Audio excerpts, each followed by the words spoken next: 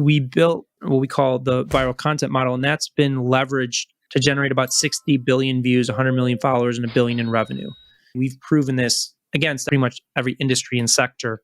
Today, what are the biggest mistakes that you see people making when they're creating content?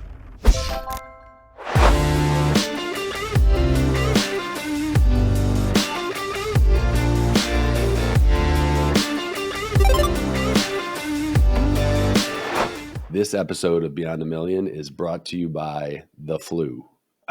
I am on day 8 of a pretty wicked flu while I'm recording this, day 9 right now. So there's a little bit of a slow start to this episode, but it is well worth the listen. As it unfolds, we get into some very structural, creative approaches to killing it on social media and driving ROI, which is something a lot of people don't effectively do on social. So buckle up, get through the beginning of it. It's not terrible, but it could be faster and enjoy. Here's Brendan Kane. Brendan Kane, appreciate you carving out some time. Pleasure to meet you. Thanks for having me. It's great to connect with you and everybody that's tuning in for this. Absolutely. So there are a lot of things to cover, but I want to start with the claim to be the first person to do an influencer campaign on YouTube in 2007. Because I think it sets the stage for kind of a lot of things after that. Can you tell me about that? And we'll jump off from there. Yeah, so I started my career in the film industry. I initially wanted to be a film producer and went to film school, quickly realized they didn't teach you anything about business in film, and figured that I needed to learn the fundamentals of what it means to launch and manage a business just to gain that kind of skill set. So I started a few internet companies while I was going to college. And then when I moved to LA to pursue a career of film back in 2005, like everybody else, I started at the bottom. I was making coffee, copies, deliveries, things of that nature.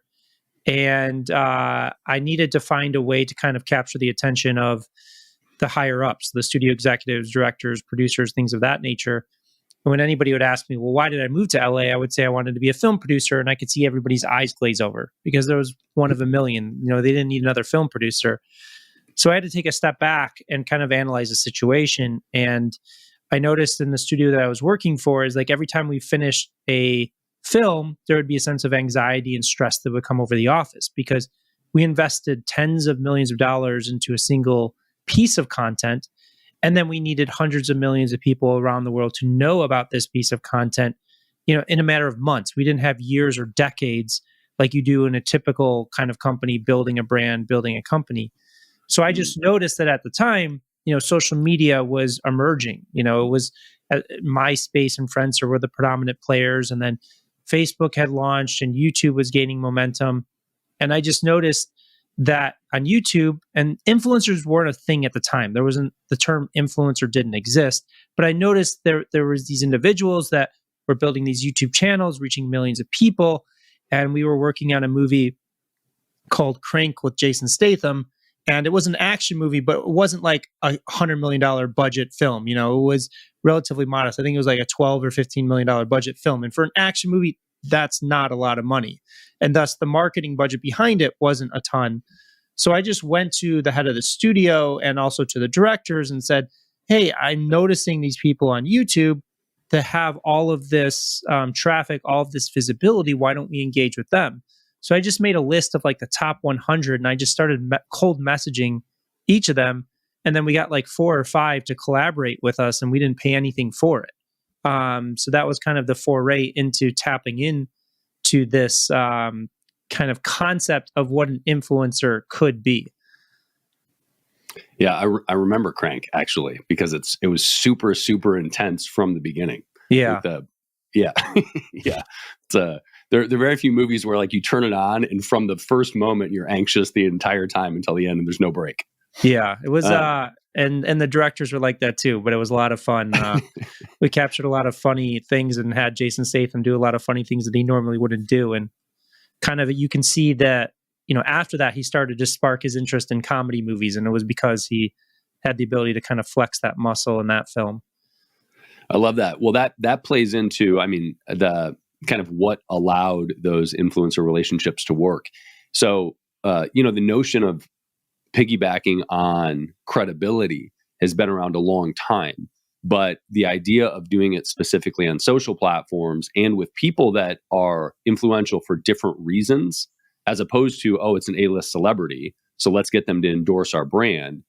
Leveraging a social following is a very different proposition. And I think that's the foundation of the genesis of the word influencer, right? Is this new concept of like, oh, it doesn't have to be an A-list celebrity. It's just somebody controlling an audience. What has changed in your mind from 2007 to, today it's 2024, mid 2024, relative to engaging influencers? Well, I think that it's more of a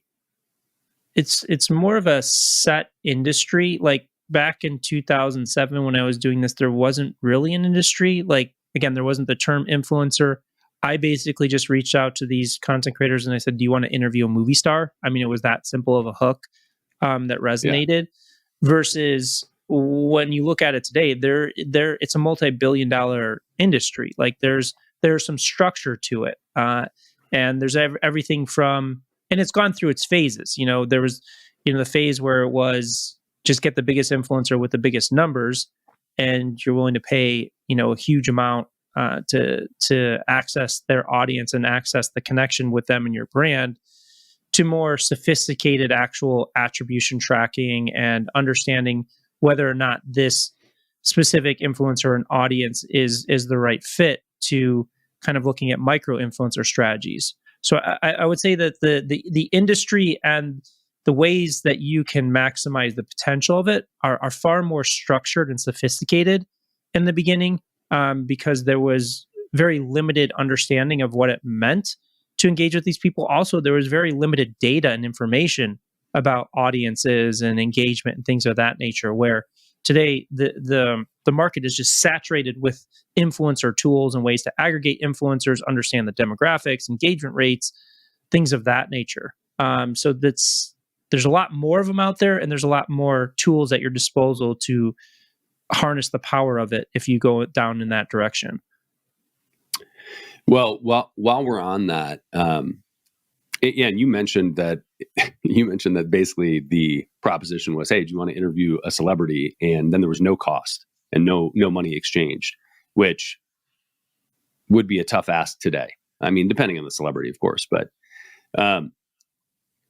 speaking of metrics and tools, if you give me a couple use cases, because your roster of people that you've helped with your agency Hook Point goes from massive names like Taylor Swift and Rihanna to MTV to creators on YouTube or otherwise.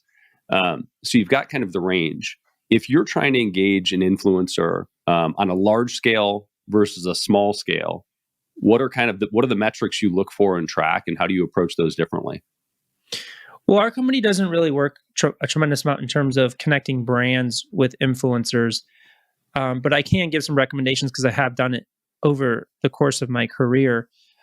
I think first, as I already mentioned, is don't get enamored with the numbers. Just because it's a big number next to their name doesn't mean it's the right fit for your company. It doesn't mean that their audience isn't powerful. It's just whether it is a direct kind of correlation to what that audience may be interested in. What I would recommend is, if you have a set budget, is try and diversify that budget across as many influencers as possible. Test that budget to identify which influencers or audiences are actually converting, meaning you need to actually have attribution set up. Like there's a lot of companies that don't understand, like when a sale happens, where exactly did that sale come from?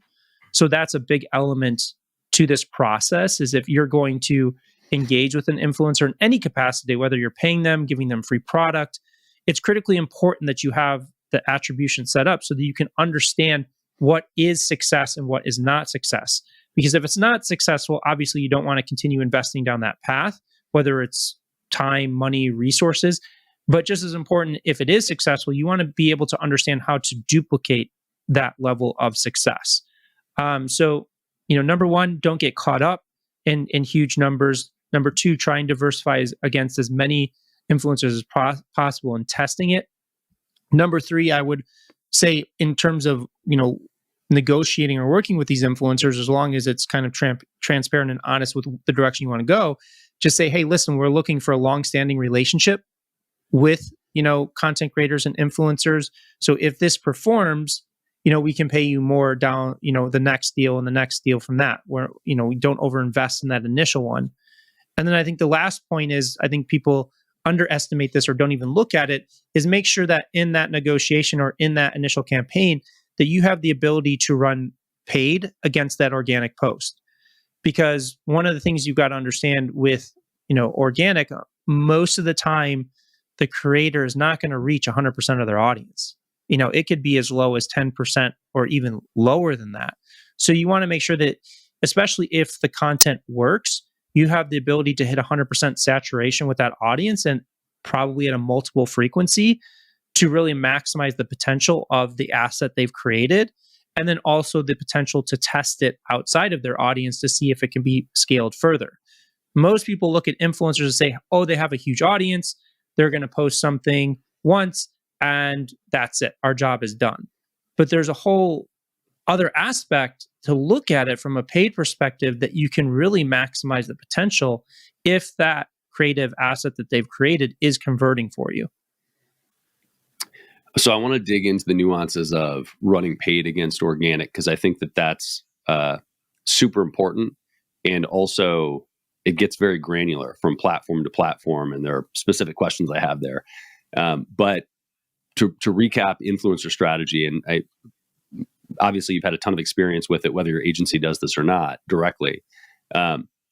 If you're smaller, like let's say you're launching your first influencer campaigns, are sort of micro influencers going to be a viable strategy? I mean, what I heard was diversify the influencers and test a bunch of things. Do you go micro at that point? And if you're larger, does micro still seem like a reasonable strategy, or do you try to find bigger people? What do you think is most effective from that perspective? It really depends on the situation in the company, but micro strategies are a great place, or micro influencers are a great place to start, especially if you have a limited budget. I just hate to see companies, if they have a limited budget, just to go after one influencer. But I've seen companies that use micro influencer strategies all the time. So micro influencer strategies, obviously you're diversifying your risk. There's not as big of an upside with each micro influencer. But however, as we talked about the paid side, is if you find a micro influencer that creates a piece of content that's really hitting the chord and converting, you can really fuel, the reach behind that and the potential sales behind it. So if you're getting started, I think micro influencers are a good place to start, because at least you can get that process going, understand, because there's nuances of how you communicate with these people. There's some people that are just not going to respond. There's some people that are horrible to work with. There's some people that are great to work with. So if it's your first time, definitely going micro influencer is an easier approach, and it can be effective. Just because they're small doesn't mean it can't correlate to an effective campaign. As you grow, just make sure that if you're going to be, cutting those bigger checks, that you really understand what you're going in with. Just if you're a very successful company today, have a lot of revenue, and even have a big budget, and you've never done an influencer campaign, I still hesitate to say, just go and spend a ton of it on a huge influencer if you've never done it before, because you want to kind of knock out that rust of the first few times to do it, because you're going to learn something each time you create one of these campaigns. And even if it's not going to have the maximum impact in the beginning, that learning experience is just going to set you up for greater success as you cut those bigger checks. So let's talk about what to look for. You mentioned, it's not just the number, and it's alignment with your brand. And so that makes total sense to me.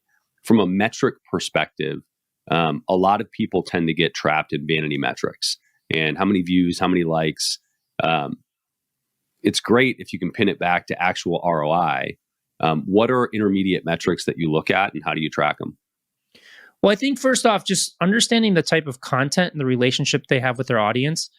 Like, it's common sense, but like, I don't think hiring a beauty stylist to promote a cooking, product is probably the right correlation there.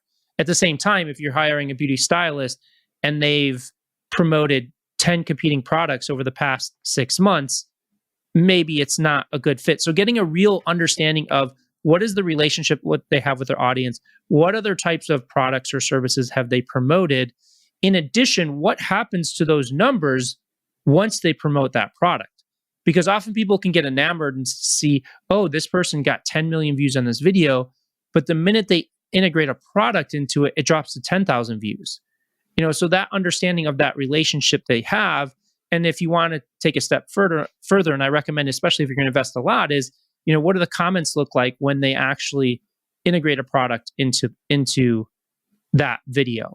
In addition, you can get metrics either from the influencer themselves, or there's other platforms out there that can break down kind of the demographics of that audience to ensure that it connects. So, for example, is like if you have a swimsuit model and you want to sell swimsuits to females, but their demographic is like 80% males because she's a beautiful woman, maybe that's not a direct correlation to where you want to go.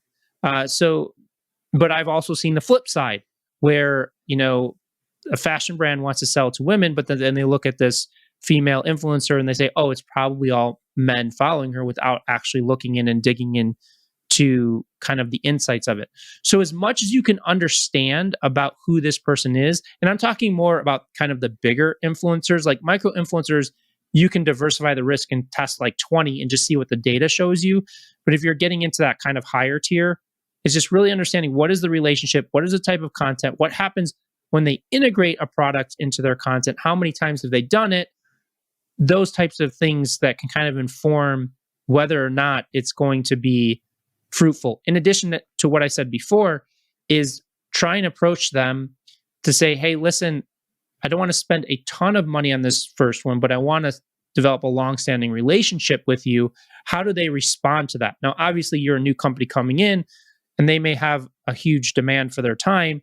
So how do they respond to that? Are they really excited about working with you? Do they just want the paycheck? Are they open to building a long-standing relationship? Those are all types of things that you want to kind of feel out in that process to make the determination whether it's the right fit to collaborate with them on. It's 2024, almost June, so all grain of salt because things move quickly and change, but there's always a request and demand for platforms specifically to track this stuff. So for the sake of reference, can you mention any platforms that are good for tracking influencer or metric data? There was a company I worked with early on. It was called Social Edge. They may have rebranded, but they've been in this space for 14 or 15 years, and they probably invested $100 million in this space. So I would look up Social Edge, or if they've rebranded, you should be able to find the company. That's the one company I do know that I did a lot of due diligence and communicating with the CEO in terms of kind of the tech stack that they've built. Cool. Awesome. Well, let's go back to the paid side of things. So I think when people are trying to figure out virality and social content in general, or even SEO, they isolate organic versus paid in their mind. And new entrepreneurs that are bootstrapped in particular look at that and don't have a budget for paid. And so they think, hey, I'm just going to go SEO or organic, which is really synonymous. What's the value for everybody listening of pushing paid into that? And let's use that as a starting point, and let's go platform specific here. Well, the first place I would start in any platform is if you're pushing paid behind organic, has it performed organically first? Because pushing paid behind a piece of content that hasn't broken through is not fixing the underlying problem, which is the content. So that's what I always recommend as it pertains to putting paid behind organic is only do it if the content is already proven to perform organic, because you will see a plateau. And once it's plateaued, if it's shown some elements of success, then it's worth putting paid behind it. But paid does not fix underlying content issues. And that's what a lot of people kind of think is like, oh, the algorithm is suppressing my reach to get me to just pay for that reach. And that's just not the case. So I think that that's kind of the biggest thing to kind of look at. The other thing to what you said is, and I hear this a lot from businesses, is that they don't have a budget for paid. Well, you can start with a minimal budget, but if that paid budget is generating profit for you, why wouldn't you invest in it? And you can easily go and find funding sources to fund the paid if you need to. But advertising content should be generating profit for your company. And if it's generating profit, you can always find, funds or budget out there to kind of fuel that growth. But in terms of platform specific, it's pretty much the same across platform. There's a lot of kind of myths out there about, well, if I run paid behind my content, the algorithms will see that I'm running paid, so it'll automatically suppress my reach across all of my content to get me to pay more. These platforms don't work that way. All of these social media algorithms are designed for one thing, and that's retention, meaning they want to keep people on these platforms as long as possible. Because the longer somebody spends on the platform to consume that content, the more ads they can serve and the more profit they generate. So when they find content that's retaining audience, they want to seed it to as many people as possible. So it's not like it's just automatically, because they've seen you run paid against a piece of content, suppress all of your content on purpose if you're a great content creator. On the flip side is, if you're not a great content creator and you keep, putting paid behind it, it's not going to automatically jumpstart, your engagement and generate a loyal audience of people that are going to consume that content. So start with, don't make shitty content. That's the beginning. Yeah. Which is a tough task. I mean, like you asked, like, what's the difference between 2007 and 2024 is, 20, I don't know what the exact numbers are, but when I first started in social media, there's a few million people on these platforms. Today, it's about to hit 5 billion. So you're talking about 5 billion people on these platforms pushing billions of pieces of content into the world every day. It's very cutthroat for that retention of audience. So, and a lot of people think it's the content that sucks. It's more the context and the storytelling that's not really breaking through. Is what the thing that I see is, like, social media is a blessing and a curse. It's a blessing because anybody can pull out their phone, push record, and reach the world. It's truly democratized communication, because pre-social media, that didn't exist. You had to go through a television station or radio station, print publications, things of that nature. But anybody can pull out that phone, push record. Now, the downside to that is anybody can pull out their phone and push record without any thought put into it. And they expect it's democratized broadcast, not democratized communication, right? So you can broadcast anything, but you can't necessarily connect with everybody. So I'm sorry, go ahead. But there's a distinction there that's worthwhile, which is, yes, everybody can pull out their phone, but through that, it muddied the ability to actually have a functional channel to communicate with people. Because if you don't have the reach, you don't have the reach. It's not about the reach; it's about the skill set. Is nobody's forced to learn the skill set. Like, I started in film school, and I went to film school around like 2003, 2004. So this is pre like real digital cameras and stuff. Like, you had to sit there and you had to break down classic films. Even if you didn't want to be a screenwriter, you had to write a screenplay to understand it. You had to learn how to light, cinematography. When I first started, you had to cut film. Like, there was a lot of thought process that went into training you what it takes to make a film and tell a story through that. But you fast forward today with social media, there is none of that. That requirement isn't there. But making a film, like, nobody's going to give you all the money to make a film if you haven't proven that you understand how to tell stories through that medium. Even today, making a film with an iPhone or things of that nature, you still need to get crew and actors and all of these things to kind of buy into yourself as like a storyteller. But with social media, that barrier of entry isn't there. And most people haven't been trained to think that. So they think that going viral is luck, when in reality, it's a science. There's a science to communicating on these platforms in the same way there's a science to communicating through film or television or writing a book, those elements. Beyond a Million is brought to you by Easy Pay Direct. If you're an entrepreneur and you are still using a product like Stripe or PayPal to accept payments, it is time to find out why the largest names in your industry would never consider doing that. Check out easypaydirect.com/BAM to find out more.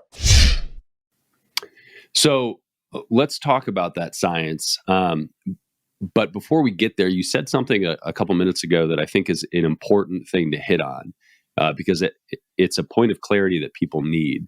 And you said, if an advertising dollar is going to give you ROI and sell product, why wouldn't you spend? And yes, that's a very good point. I think one of the things that becomes confusing in social for people is how you sell and how you convert. So most people are steered away from creating content that's going to be an ad promoting a product because it's hard to get virality that way or engagement that way, or get people to watch, right? You and I grew up in an era skipping commercials if we could, but really we grew up in an era where you would walk away from the TV or something because you're like, oh shit, the commercial's on. Let me get a snack and go back, right? Now, nobody wants to watch that shit. So it's creating the content that's going to somehow promote the product at some point, or it's going to get top of funnel eyeballs, and then they're going to investigate and buy. So how do you reconcile content creation that's an ad versus content creation that's just there for engagement for a channel to then lead to something else to sell? That's a great question. So there's a distinction of what happens through organic and what happens through paid. So if we're talking about organic, which what you said is confuses a lot of people, they think organic is a channel to sell. Organic is a channel to get people to know, like, and trust you. And then from there, that can lead to sales. So I'll give you an example. We were working with a multi-generational leather expert, leather worker. So he came to us with no social media experience, had 2,000 followers on TikTok, and he was struggling because what he was doing was showing videos of like the handbags or the purses or the wallets that he made. It was just purely an ad. It wasn't breaking through. So we worked with him on a format that's called Is It Worth It? Where he would take like a $500 Chanel handbag, deconstruct it on screen, and tell you whether it was worth the money you paid for it. So there was no CTA and CTAs in any of that content. It quickly went from 2,000 followers, he just passed 1 million followers on TikTok, somebody with no social media experience. And in his content, all he's doing is building trust and credibility, building a connection. And he just had a link in his bio. And through that link in his bio, previously he was using Google Ads to generate traffic to his website. He was generating about 10,000 visitors a month. Just through that link and the profile link on his TikTok, with no CTAs in his content, it jumped to 100,000 visitors a month organically. Sold out all of his inventory. Because when we know, like, and trust somebody, we ultimately want to take that next step. Now, he's at a point where he's built up that enough trust and credibility that he can layer in subtle calls to action into that content.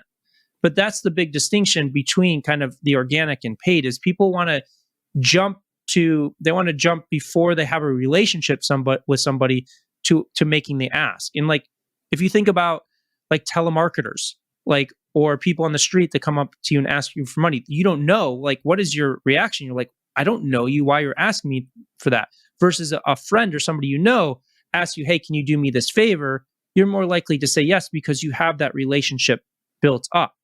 Now, there are experts kind of on the paid side that have mastered kind of storytelling of how you build that trust and credibility and storytelling that can ultimately convert off of a cold audience. It doesn't necessarily have to take a multiple frequency, but this is kind of the mistake that most people make as it pertains to organic, is they treat like their social media profile like it's their website. And it's just not. This is a communication tool to bridge and foster that connection. But once you do, it's massive. Now, like, you think of, for example, Kylie Jenner, she built this relationship through the TV show, but then fostered it through, social media. She built this relationship with millions and millions of women around the world. And then she became the youngest billionaire because she had this know, like, and trust element. She didn't start out that relationship by saying, go buy Kylie's cosmetics. She built that trust and relationship. Same thing you see like The Rock and his tequila company. Or to take an influencer, for example, you look at Mr. Beast. He spent 10 years plus building his audience, building that trust and credibility. And then he launches Feastables. Then he launches Beast Burger and these elements. So that's kind of a big distinction I think people really need to kind of understand as it pertains specifically to organic. It's like, how do I get people to know, like, and trust me? And if people know, like, and trust me, they're ultimately going to want to take that next step on that journey. So through that lens, when we talk about paid, there is the idea, like you mentioned, of paid going direct to ROI. And then the other approach is paid going towards increasing that know, like, and trust brand and just building your size. So 2 questions here. One is, at what point do you transition and say, hey, the content I'm creating is all about getting you to know, like, and trust me before I ever do a CTA? And is spending a bunch of money to build that and to get more followers, to get more engagement part of that strategy? Or do you wait for the paid until after you get there? I would recommend hold off, and I'm talking in terms of putting paid off of organic, is hold off until you've demonstrated that you've built that relationship and it can be a single piece of content. Like, if you have a single piece of content that's taken off and you're seeing a meaningful impact on the business, like one video, organic video without a CTA can still sell a lot of product for you. It doesn't necessarily people think that it has to have a CTA in order to have a direct correlation on a business objective and goal. So what I recommend is, until you're starting to feel the impact on your business, hold off on paid. Once you start feeling the impact, whether that's kind of DMs, people asking about products, people clicking on the link in your bio. I just, like you mentioned vanity metrics before, is like a metric is vanity to the business. Like, us as individuals can't look at a business or an influencer and say that's a vanity metric, because we can't see behind the scenes in terms of how they're correlating that into commerce. So for you as the business, you need to have an honest look at the metrics. Maybe you're generating a lot of followers, maybe you're generating a lot of engagement, but is it progressing your brand? Is it progressing your business? Are you feeling that effect? If you're feeling that effect, then yes, test by fueling more paid into the things that are working to see if you see that growth as well. But you as a business owner have to be able to kind of measure that and have a gut check. Like I did that, with my business. I started out with content creation and for the first book, 1 million followers, but I didn't have really the solid business foundation and structure in place. So I took a step back and focused more on the business structure and getting all of that going. And now I'm investing more time and energy into the content. Yeah, I guess what I'm getting at from that perspective is, and that's a good segue, because when you are heavily budget constrained, when you're $0 to $1 million and you're trying to figure out where the best use of capital is, everything you just said makes a lot of sense to me. But let's say you're at 10 million or 50 million.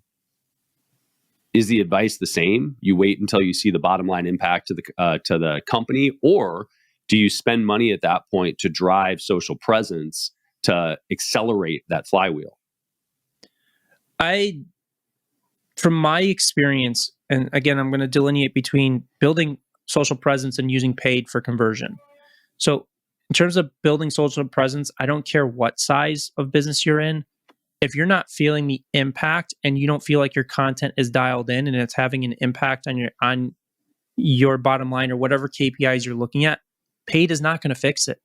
You need to learn to become a better storyteller. Like, I've worked with multi-billion-dollar corporations that spend $30 million a year on content, and they're averaging like 1,000 likes on a post.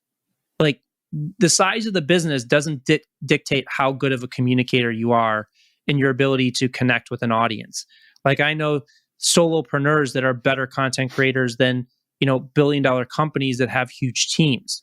So, there's kind of, I just want to make that distinction, is like, sometimes you have to crawl before you run, and it's challenging sometimes with bigger organizations because you feel that pressure from the higher ups or the board or whoever it may be, that you're having some level of success, whether it's 10, 50 million, 100 million, $1 billion a year in revenue, is that you think that you're just going to spend your way through it. It just doesn't work that way in today's world. That's a huge dynamic shift, is like, as it pertains to building an audience and building a relationship with an audience through these platforms, you need to learn how to communicate. You need to learn how to connect with these audiences so that you can break through. But paid is not going to fix that. All paid does is give you reach. It causes you to get your content in front of people. It doesn't force people to stop and watch and retain that content. Now, in terms of paid, that can be a different story. If you have an engine that you can convert and you have the historical data and performance that you show you can convert it, spend as much as possible until you break that model so you understand what that ceiling is. Like, that's a completely different dynamic. But as it pertains to building an audience, connecting with an audience, it's less about money and budget, and it's more about having the foundational elements of what it takes to tell a story in today's new world. Got it. So what I heard basically was, and correct me if the message was different, but was use paid if you have a solid CTA that's going to convert ROI, actually get ROI. Don't use paid to try to grow your social presence or brand. Work on your storytelling. Yeah, and I'm like, to give you an example, is like I'm working with some of the best kind of paid marketers in the world that are looking to build their social presence right now, and they have no clue. But they're like the best in the world of like running paid ads to cold to converting. But they're sick of having to overextend themselves on paid, and they want to learn how to build, an audience. But it's a completely different skill set. So they're kind of almost starting from scratch in that perspective. So let's talk about the content creation itself then, because one of the things that I see you do often is break down different ads, different videos, and talk about what makes them good or what makes them effective, which is an interesting format in and of itself. But what are the elements, and what are the elements of a good story or a good narrative, and how do you think about putting those things together when you're creating content?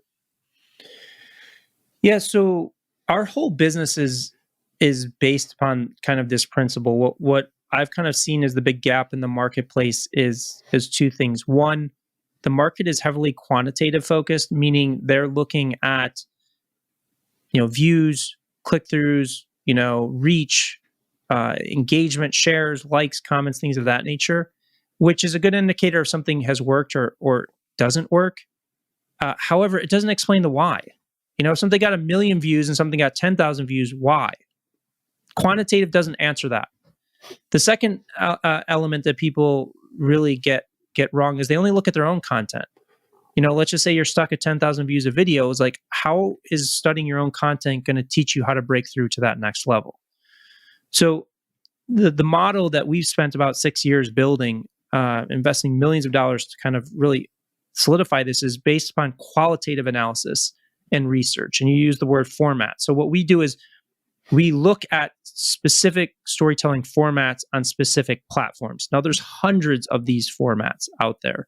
Like, to give you an example, one you've probably seen on Instagram or TikTok, we call it 2 characters, 1 light bulb. It's where the person plays the expert and the novice. They play the same person, and they break down a common myth. They debunk a common myth. They go back and forth.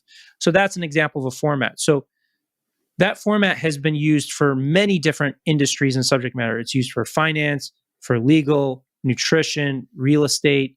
Any of these things can be put into that format.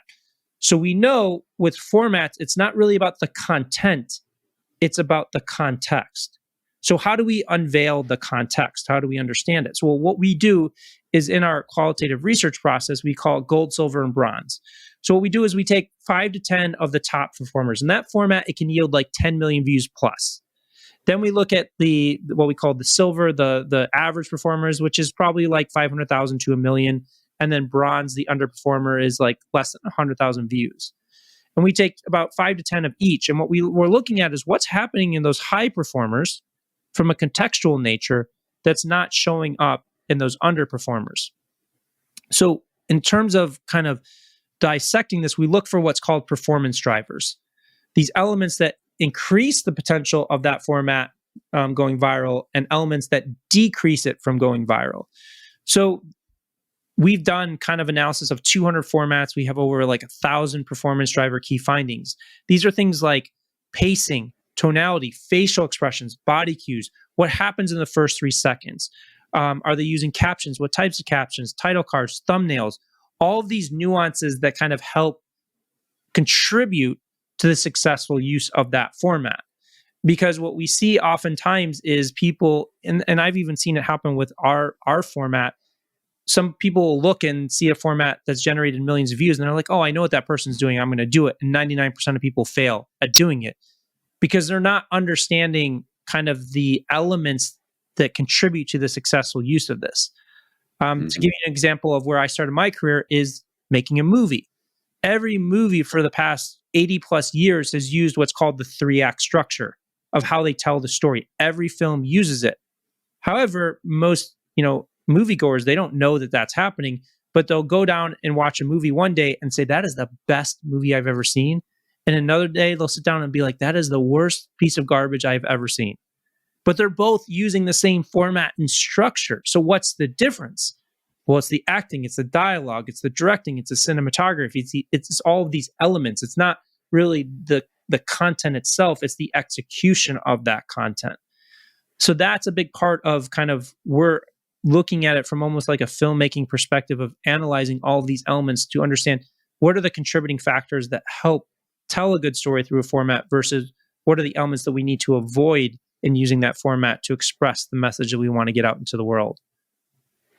I love it. So first and foremost, be thoughtful in your approach to content creation as opposed to just turning the camera on and going. I think that there is a question in here, which is it at this point in the game, is it quantity or quality? And I think the answer that you just gave is it has to be quality. Is there anything to be said for quantity at this point? There is once you've mastered it. Like, to give you an example, Mr. Beast, who's the biggest influencer in the world, he's starting out, he's doing like a video every 4 to 6 weeks. But I think it was like last year, he said in 2024, I want to ramp it up to a video every week. He can do that because he spent 10 years plus mastering every nuance of it. So once you've kind of become a master of your domain, master of your format, and you understand it, then you can make that decision to make that jump.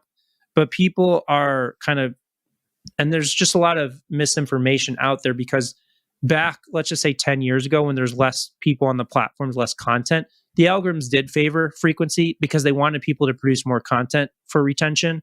But as it's kind of matured and what we see today, there's just so much content out there that the algorithms have so much content to choose from that they're not just going to favor you just because you post content.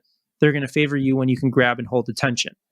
So frequency definitely can play a role once you have proven that you understand the nuances of it. But I mean, you've really got to prove your ability as a storyteller before you move to that level. Still don't put out bullshit. Yeah. When there's a new feature on a platform, and sorry, I'm going to go down a rabbit hole here a little bit, but platforms introduce new features on a fairly routine basis, and they seem to favor people that use the new features. Is that an exception to the rule? Would you run to the new feature to test it and to see if you can get more reach? Or do you still say, no, I got to dial in the basics before I ever even bother touching the new features? So let's just kind of break down an example, Instagram Reels. So when Instagram Reels came out, Instagram designed it to compete against TikTok. So Reels in the beginning was easier to have success because there was less people producing content for that specific feature. It wasn't that Instagram was giving reach to it because they were putting in new placements, but it was easier in the beginning because there's less people creating content for it. However, the same principles still apply is, Instagram, I think it's close to 2 billion people. Like, even if there's limited number of people using it, it's still a significant amount of people producing content for that. And sure, you can jump into something early and probably capture a wave. It's not guaranteed if you're not communicating effectively, but relatively quickly, and kind of the model that we built is focused on this, is relatively quickly, you can understand what are the formats that are working for Reels and why are those formats working, so that you can glean those insights and become a masterful storyteller so that you can have the quick win, but also sustain. Because what you'll see is a lot of people will gain momentum by jumping into something early, but then they'll fall off a cliff because then they're competing against with the masses and their storytelling doesn't hold up to it. So it can, but I think the important thing also to know is every feature that's introduced isn't going to win. So I've seen people, I remember when Clubhouse first came out, I knew a lot of people, even very successful people, that were spending hours a day on this thing, and then the whole thing fell apart, So there is benefit to be had of jumping into something early, but I would still recommend set the foundation for yourself and understand what does it really mean to use this new feature to tell a compelling story. Yeah. I think, there's something to be said for who you are as an entrepreneur and what your general MO is, in following your own structure and your own patterns, right? For me, I am the type of entrepreneur that is waiting for something that I can invest in as opposed to try, right? I don't want to try a shitload of things and have this shotgun approach to see what might catch wind, right? I want to invest in something that I know has a proven track record and that people are succeeding on, as opposed to being the first to test something out and have a little ego stroke by being the first there. I want people to prove its success before I get there, and that might mean that I don't catch first win, but it means that I have more of a path to go down. And one of the reasons that I wanted to talk to you today is because you have a path to go down, right? You've spent a ton of time analyzing quantitative and qualitative metrics around virality and content production. And in this era of messaging shifting and storytelling being relevant and personal brand being relevant, all of that stuff is confusing for people. And so having a structure and format is sort of the roadmap that I think structured entrepreneurs are looking for. So you mentioned a bunch of different points that you look for from qualitative analysis. Let's talk about kind of the rubber meeting the road there. For example, with your business, with an agency, how do you personally think about the things that are important for your example and how you create content to serve your own purposes? Yeah, so there's been kind of a big shift because you talk about new features, specifically with Instagram. Instagram is really kind of coming back in terms of a business tool, utility tool, in terms of being able to leverage content to generate leads. And I think that in the beginning of my kind of experiment, so I didn't set out to create Hook Point. I didn't set out to create an agency. I didn't set out to create a company. When I wrote 1 million followers, it was truly an experiment. I was a consultant at the time and I'd been doing social media since 2005. But to me, it was just kind of a learning experiment. So there was a lot of content that was being created without a business kind of goal other than kind of awareness to allow me to kind of share information through my books and speaking on stages and things of that nature. But as kind of we built Hook Point and it's continued to grow kind of organically, to kind of fill this need in the gap, my time and energy and resource has been really geared towards how do we provide the most value and information through our content, but how does it correlate directly to our business goals and objectives? Because as you know, as a business founder and owner, our time is precious. And I'm not an influencer. This isn't the only thing I do. I have to kind of run a team, run a company at the end of the day. So it's very different than being an influencer that all you do is create content.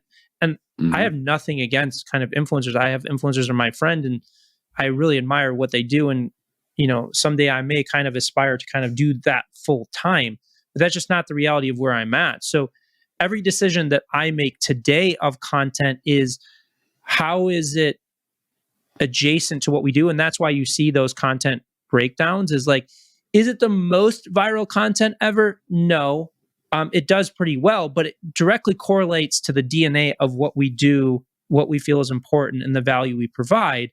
And then especially with Instagram, with kind of these new AI integrations and being able to allow people to comment or receive a DM and things of that nature, there is a direct kind of correlation that we can measure from organic content to lead and natively ingrained kind of CTAs in an authentic way that doesn't come off like kind of a sales pitch. So that's how I look at for myself is if we're going to spend, because it's not just me creating the content, I have a team of people that are collaborating with the scripts and sourcing content and things of that nature. I need to kind of make sure that it is tied to kind of where we want to grow the business and those goals and objectives. Is I'm not going to sit down at this stage in my career, in my business, and just create content to create brand awareness, because our books have enough brand awareness. Like, am I the biggest person in the world on the marketing side? No, but I'm pretty kind of established in that space. For me, it's really, how do we help people, but how do we grow, our revenue, our lead source, with each piece of content that we create, and use those learnings. Yeah. So I love that, because that's ultimately who I want to be talking to. That is the audience listening to this, right? These are not people that aspire, for the most part, to be influencers. These are people that have established businesses, and there's a range, right? We've got people that have new businesses that are getting off the ground, listening, and then we have people that have very established businesses that are doing, 8, 9, 10 figures. So where content fits in from that perspective, I think, is the game for most people. So when you think about it, we've spent a lot of time talking about the storytelling element and all these different things, qualitatively as well as quantitatively, but that if you're talking to a client, you're talking about how to structure their videos. So for the people that haven't gone to see, Brendan Kane's content, Instagram is where I went to look at it before this. I encourage you to do that, see what we're talking about. But for those that haven't, can you break down kind of what type of content you put out and how you think about it specifically? Because I think that's really helpful to have a concrete example of, hey, I have an agency that helps people push out viral content and grow social, for the end goal of ROI for the company. How do you think about making content to be in alignment with that brand and also accomplish that goal? Yeah. So one of the things that we talk to clients about that is really important is called the generalist principle. So again, going back to the algorithms, what do they want? They want content that can retain audience, because then it keeps people on the platform longer. They can serve more ads. They generate more profit. But they want content that they can see to as many people as possible and retain that. So our job as content creators from an organic perspective is, how do we make our subject matter interesting to anybody while still subtextually playing to our core audience? So in the specific format that I do, is it plays to what we've been talking about, the qualitative analysis, where we'll take a viral video and break down why it went viral. So we'll take a video that generated 80 million views, and I'll say, well, I'm going to tell you exactly how it went viral. Now, almost anybody could be interested in the fact of why a video got 80 million views. Now, I'm not expecting, if 2 million people watch that video, that all 2 million people are my core audience. Maybe it's 10%, but 10% is 200,000 people. That's a lot better than me creating a very niche specific subject matter and talking about qualitative analysis that may get 5,000 views. I'd much rather have, 200,000, views out of 2 million that are my core audience than, 2,500 out of 5,000 views. So the way that we look at it, and this was the same thing with the leather craftsman that I mentioned, is anybody would be interested in seeing whether paying $500 for a Chanel handbag is worth it by deconstructing on screen. Like, I'm interested in watching that, but I don't buy $500 Chanel handbags. So it's kind of this balance of, how do we make our content interesting to anybody, but still staying true to kind of what we are as a business, and how does it correlate to us? So again, we're breaking down the qualitative elements of why a video got 80 million views, and opening people's eyes to the fact that there is a science behind virality. And we just know that a percentage of those people are going to want to kind of learn more and go further down kind of the path in potentially engaging with us right now, or maybe in the near or distant future. I love that. And I think that I mentioned this before, but the framework associated to that, the generalist principle, is a valuable thing to latch onto. One of the other frameworks that I've heard you talk about are the 6 different ways that people perceive the world, and how that plays into creating content. Can you dig into that a little bit? Yeah, so we have access to a proprietary data set that's based upon 1.6 million communication assessments done worldwide. And what it does is it shows us there's 6 different ways that people will perceive our content, perceive our brand, and that will either cause them to be motivated or demotivated to take the action that we want them to take. So the largest subset of the population is feeling based. This is 30% of the population. So they're going to make a decision. They're going to connect with our content, share our content, buy our products or services based upon how it emotionally makes them feel. The second largest subset of the population is fact-based. This is 25%. So for them, it's not about feelings and emotions, does this make sense? They want information, timeframes, data, who, what, when, where, why. The third largest 20% is fun-based. So for them, it's just they want to be emotional, or they want to be stimulated. They want to have fun. Like if you think about like Robin Williams, he was like always reacting to things, like having fun and doing things like that, reacting to the world around them. 10% is reflective based. We call this imagination. So these people really reflect on the world around them. If you've ever read a biography about Albert Einstein or even saw him in the movie Oppenheimer, what is he doing? He's staring at a pond. People kind of think that these people are just zoning out, but they're actually reflecting on everything around them. Another 10% is value-based. For them, it's, do I trust this brand? Are they committed to me? Are they dedicated? And then the last 5% is action-based. So they want to move fast. They want the bottom line. They want the best. Have you ever seen Tom Cruise in Mission Impossible? He's not feeling, he's not thinking, he's not having fun. He's jumping off the side of buildings. He's hanging off the side of planes. Like incidents is their psychological motivator. So as individuals, we have access to all six, but we have our strengths and we have our weaknesses. And the challenge is, as a content creator without a level of awareness, we are typically designing content and communicating based upon our strength. So for me, my strength is logic, but that's only 25% of the population. If I only speak in logic, I have the potential to disconnect and alienate 75% of the population. So again, it doesn't come down to kind of the content, it comes down to the context of how we're representing something. So to give you an example, I was brought in by a guy named Gary Keller that founded Keller Williams Real Estate Company. And we did an analysis of kind of how houses were sold. And what we noticed is that it's predominantly all thoughts and logic. It's, this house has 5 bedrooms, 4 bathrooms on an acre of land. Well, that's just data, information, and time frame. So how would I take this content of a house and diversify it in these 6 different ways? Well, I would still start out with the logic because that's 25% of the population. This house had 5 bedrooms, 4 bathrooms, and an acre of land. But imagine yourself sitting around this fireplace on Christmas Eve. How is that going to emotionally make you feel when your whole family is there opening up presents? And did you check out the pool in the backyard? You are going to have the craziest and funnest parties, and all of your neighbors are going to be super jealous. And I firmly believe that this is a great house for your family because it's in the best school district.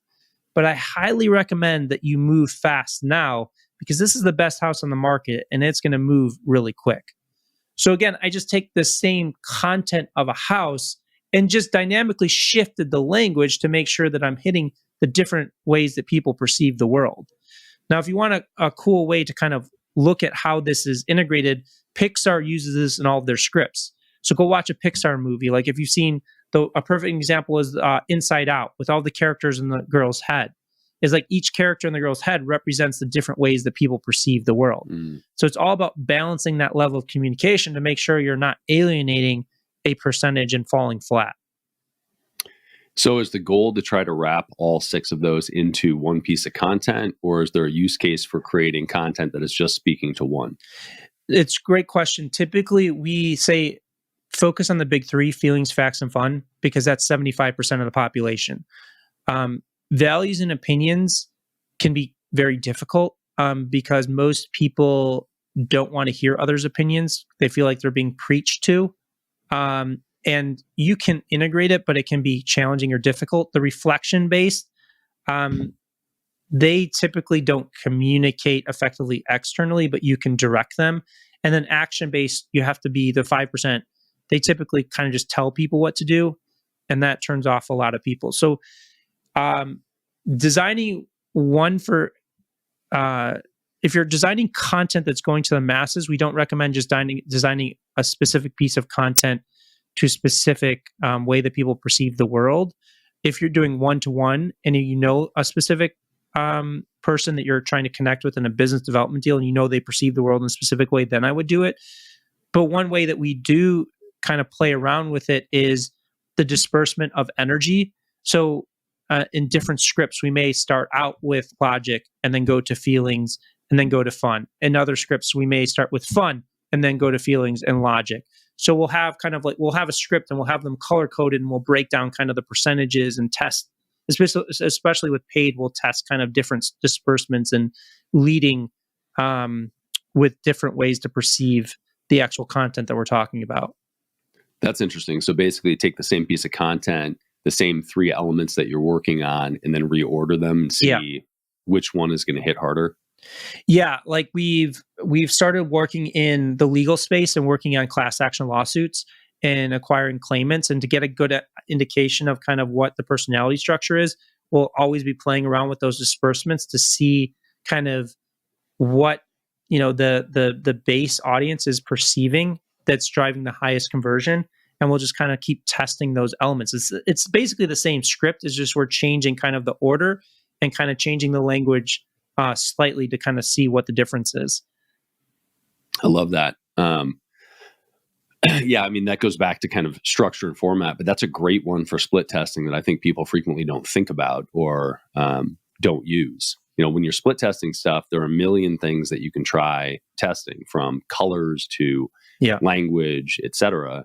But using this framework of the 6 ways people perceive the world and reordering the elements to hit emotions or facts first or second, I could see that being super valuable based on different markets.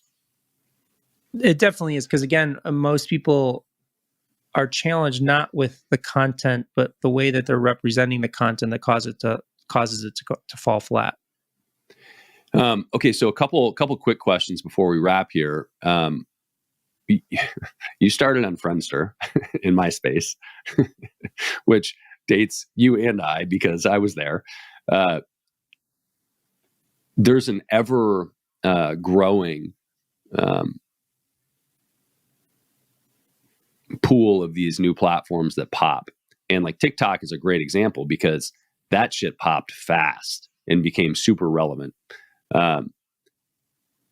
Yet there's still a shitload of people on Facebook. And generation to generation, you get different adoption of these platforms.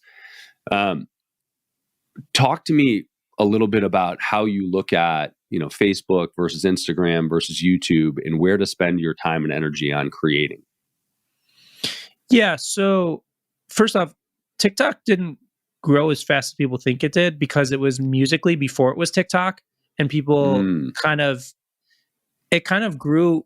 It felt like it came out of nowhere, but it was around for quite a long time. And I think it's a really valid point because, and it goes back to what we were talking about earlier, is like, should I be focused on an early adopter? When you, as you pointed out, you look at, Facebook and YouTube and Instagram or WhatsApp, they've been around forever. And people are scared because of what happened to MySpace and Friendster. But the reality is MySpace and Friendster didn't really know what they were doing. They invented the space, but they didn't really kind of understand what social media was all about. And that's not their fault. I mean, they paved the way for all of this, and we should all thank them for it. But people kind of underestimate the level of sophistication that is in social media today. The level of behavioral science that goes into retaining audiences is so sophisticated that it's, there's this urge to say that new platforms come up and are going to unseat the big ones. But the reality is, I'm not saying it can never happen, but it's not as frequent as people would think. So specifically to your question, like the first place that I always start is format specific. Is there a format that you really connect with? Like you said yourself, is like, I don't want to just test a bunch of things. I want to see something, really kind of dig in and invest the time and energy into it. And we always say, choose the format that you really believe in, that you connect with. You're like, I really like that format. I think it's right for my personality, for my message. And then go from there is like, well, which platform delivers the highest performance in that format? And typically people choose a format based upon the platform that they consume the most on. But this has to be, really an enjoyable experience for you or a learning experience for you. And it's very difficult for you to learn anything if you're not an actual user of the platform itself.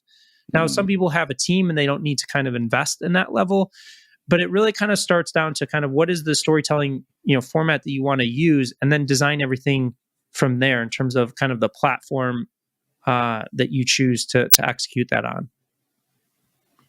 So you you wrote a book called 1 Million Followers that I encourage people to check out, How I Built a Massive Social Audience in 30 Days. Was that audience on Facebook and Instagram when you did that? So I did Facebook first, and then I did Instagram, and then we built the entire model, what we call the viral content model, and that's been leveraged to generate about 60 billion views, 100 million followers, and $1 billion in revenue.